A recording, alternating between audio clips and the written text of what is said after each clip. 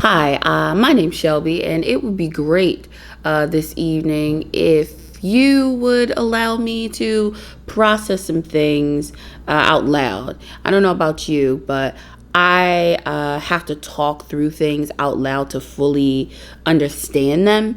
And today, I really want to get to the root of why so many of us let self-doubt keep us from living the lives that we feel we were meant to live.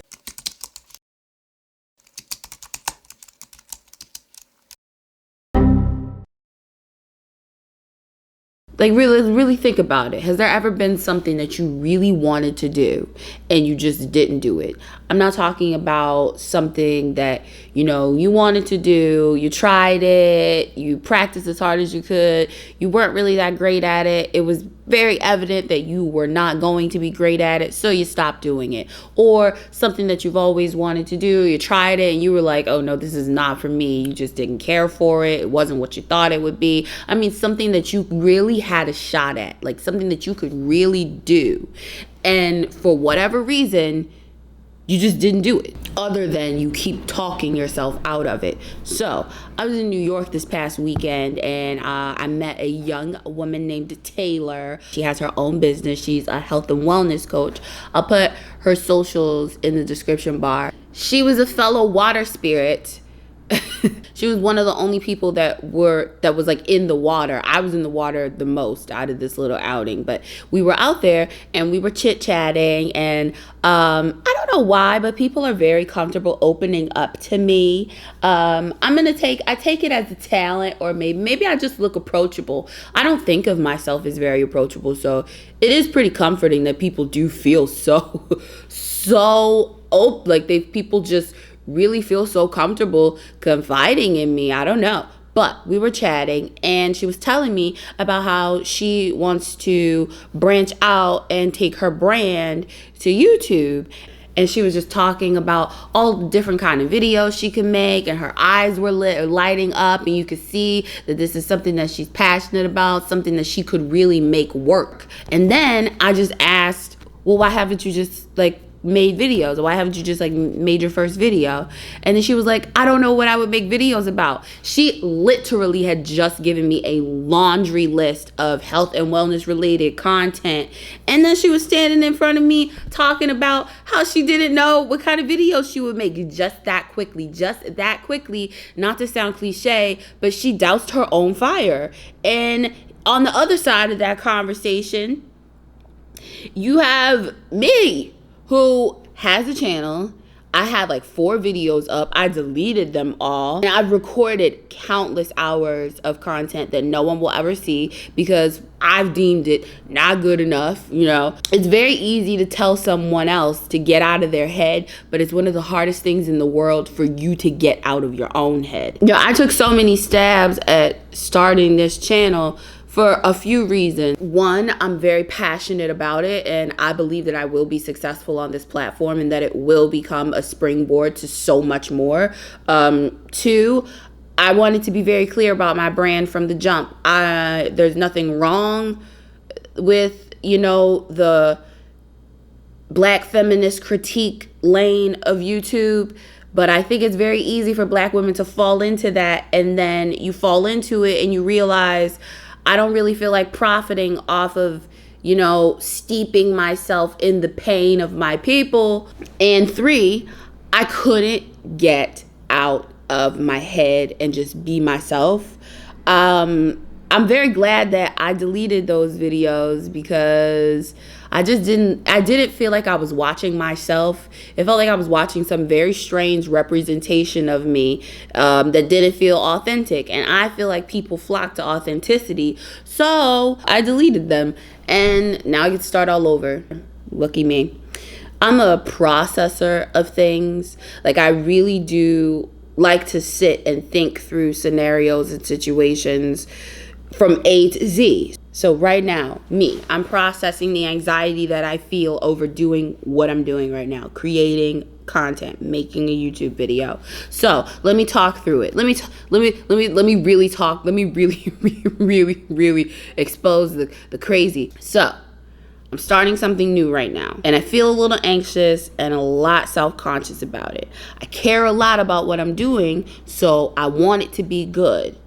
The anxiety and self-judgment is coming from a fear of failing at something that I really care about. Now, I can take this, fear in two different directions. I could let it paralyze me and then just never try. Or I could just say, fuck it. And I could do it anyway and trust that shit is gonna work itself out. I'm a bitch with a plan who's prepared for shit to go wrong. Shit's already gone wrong. I'm not doing it. This, and this is for you too. This is for anyone who's watching. If you have an idea, you're not executing that idea, but you know that you can make this thing successful, whatever it is. I'm not talking about just creative ventures. I mean, like, maybe you want to start a business, anything. But if you're not doing it, it's already going wrong. If you're sitting there thinking about all of the reasons not to do it, all of the things that could go wrong if you just did it, you haven't even started. So it's not going at all. Nothing's going right if you haven't started. So just start. And remember this, please. If you don't remember anything else I say in this video, please remember this. Nobody starts at the finish line. Nobody starts at the finish line. And this is something that I have to keep telling myself. If you frame it like that, if you tell yourself that there's no way you can start at the finish line, you'll feel a lot better about where you are. If you're like me, you're impatient and you want to be as good at something now as you will be after 10 years of diligent work. That's very irrational and impractical. And I just have to keep reminding myself that. And in all honesty, I'm not bad at this. I am not bad at this. Do I feel like I'm bad at it? Do I feel shaky? Do I feel inadequate? Yes. But it's just because I haven't done it. So maybe we should all just, really familiarize ourselves with one little phrase. And I think we're all familiar with it because we all say it, but we have to set an intention when we say this phrase, okay? We have to set an intention when we say this phrase. And right now, that's perfect because my god sister gave me some sage as a housewarming gift. I got my sage, right, y'all? So I am going to cleanse my space right now, and I'm gonna set an intention, and you're gonna set an intention. If you're watching this, and if you have sage, and if you don't have sage, you can still set an intention. Nobody said you needed sage to set an intention, okay? So we're gonna light our sage. Yes, saging. And as you're getting your sage ready, let's just think. What's the intention you want to set? What's the intention you want to set? And pretty soon I'm going to tell you the phrase that we're going to utter, okay? Once my sage is ready. Okay, it's almost ready. Okay, it's about ready. Okay, it's ready. Okay, the phrase that we are going to utter to get ourselves out of our head, to create the lives that we want to live, to create the lives that we deserve to live. The phrase we are going to utter is, fuck it. Literally, fuck it. Fuck that little voice that tells you can't. Fuck that little voice that tells you that your idea that you know is a $1 billion idea is a $25 idea. Fuck that little voice, okay? You execute your plans. You make your plans and then you execute them, okay? That's the only way that your life's gonna change. And for me, I have to change my life because I cannot stand my job, baby. She's got to get out of her job and live her purpose, okay? And I'm gonna say the same for you, okay? So, I'm cleansing. I'm gonna cut this video off and then I'm gonna be saging. I'm gonna sage my entire house, okay? Sage up your life.